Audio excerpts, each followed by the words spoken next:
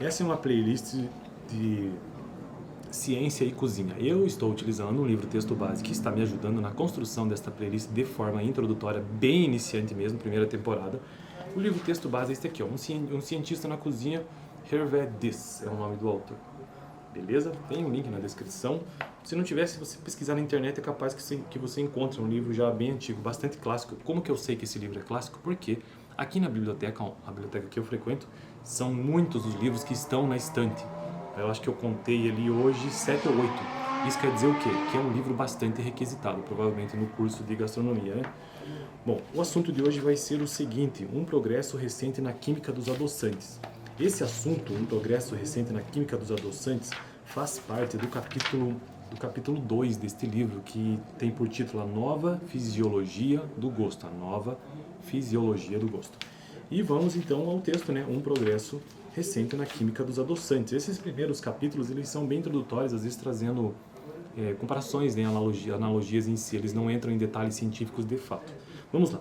Visto que os estudos científicos dos receptores gustativos são dificultados em razão da pouca afinidade desses receptores para com as moléculas sápidas de sabor, né?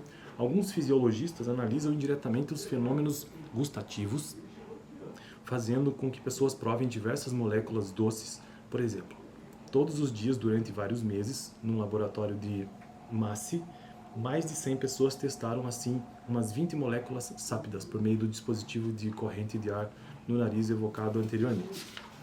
É um texto longo, tá? Então é um vídeo que vai ficar um pouco extenso. No início dos anos... Não sei porque tá desconectando meu celular aqui, cara, da câmera. Droga. No início dos anos 80, década de 80, descobriu-se que o patamar de detecção de sacarose, isto é, a menor quantidade de açúcar de mesa perceptível numa quantidade fixa de água, varia segundo os indivíduos. Da mesma forma, os diversos adoçantes são percebidos com patamares particulares segundo as pessoas. Em outras palavras, a quantidade de açúcar que colocamos em nosso café depende não somente da sensação que gostamos de ter, mas também de nossa sensibilidade pessoal à molécula adoçante. Veja bem. Além disso, cara, isso aqui explica, eu não sei se isso aqui se aplica ao sal, né? Mas isso aqui explica muita coisa se for com relação ao sal. No açúcar também, né? Porque às vezes lá em casa, quando eu vou fazer prova de algum preparo, toda semana tem um preparo aqui no canal, né? Uma vez por semana. E sempre tem diferença, meu pai sempre reclama que não está salgado, mas está salgado. Eu coloquei já, muito sal na verdade. Além disso, o patamar de sensibilidade depende dessas moléculas. Certos indivíduos são mais sensíveis à sacarose, o açúcar de mesa, outros à glicose, o açúcar do mel e da uva. Então tem gente que é mais sensível, olha só, ao açúcar de mesa, da cana, né? Ou da beterraba, e outros que são mais sensíveis à glicose, que é o açúcar do mel e da uva, que são tipos de açúcares diferentes, sacarose e glicose, sacarose do açúcar de mesa e glicose do mel e da uva. O que é fascinante, ainda que talvez não surpreendente, é que os patamares de detecção evoluem por aprendizagem. No curso dos testes, esses patamares diminuem, isto é, a sensibilidade aumenta. Além disso, quando a aprendizagem de uma molécula termina, isto é, quando o patamar de detecção não varia mais, ela continua com as outras moléculas. Que sorte, que tipo de observação mostra que se quisermos podemos ir treinando até adquirir um fino paladar. Então, olha só que interessante que é possível adquirir um paladar melhor. Enfim, comparações de diversas moléculas em diferentes concentrações têm revelado uma complexidade suplementar do sistema gustativo. O sabor doce de uma molécula adoçante depende de sua concentração. Eis um efeito que deveremos levar em conta no dia em que tivermos atingido o estágio último em que controlaremos a menor variação de sabor nos pratos que preparamos. Que relação existe entre a estrutura e o sabor de uma molécula? Esta é uma pergunta. Os estudos indiretos de Massey ou de outros lugares não responderam a esta pergunta de interesse gastronômico superior. No entanto, se conhecêssemos essas relações que os cientistas chamam relações de estrutura-atividade, poderíamos sintetizar moléculas sob medida aos gostos originais. Em razão do imenso mercado de adoçantes sintéticos, este assunto tem sido abordado sobretudo a propósito das moléculas doces. Perspectivas atraentes apareceram enquanto Murray Goldman e seus colegas da Universidade de San Diego faziam algumas pessoas testar adoçantes de tipo peptídico ou peptídeos, são pequenas moléculas formadas pelo encadeamento de alguns aminoácidos.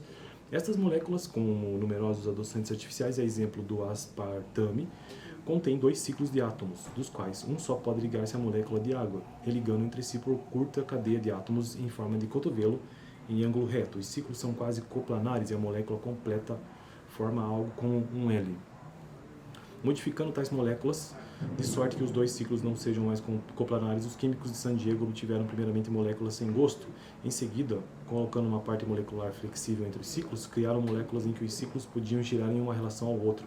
Em tal caso, os movimentos incessantes das moléculas fazem com que os ciclos girem efetivamente sem cessar, muito rapidamente, numa velocidade que varia segundo a orientação relativa dos ciclos. O sabor destas moléculas é imprevisível. Algumas parecem, a princípio, amargas, depois doces, enquanto outras são primeiro doces, depois amargas.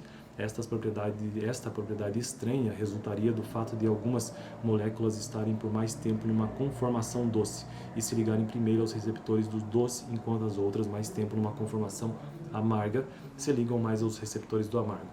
Quando virão as oscilações gustativas que farão intervir igualmente outros sabores? Por fim, na aventura gustativa, a palavra final não foi dita. Como Brillat Savarin pressentia, os sabores são de uma surpreendente complexidade. Mesmo se não repertoriarmos os sabores intermitentes do tipo precedente, os estudos parecem indicar que o espaço dos gostos possui 10 dimensões. Em outras palavras, os gostos seriam de número infinito e 10 descritores ao menos seriam necessários para falar deles. Só com ácido, amargo, doce e salgado estamos longe da conta final. Ou seja, paladar, gosto, né, não se resume somente ao ácido, ao amargo, ao doce e ao salgado.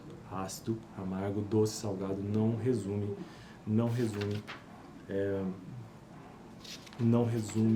o gosto. Então eu fico por aqui. No próximo vídeo quero tratar sobre o gosto se atenua quando comemos, ou seja, o gosto melhora, ele fica mais forte, ele aparece mais quando comemos. Fico por aqui.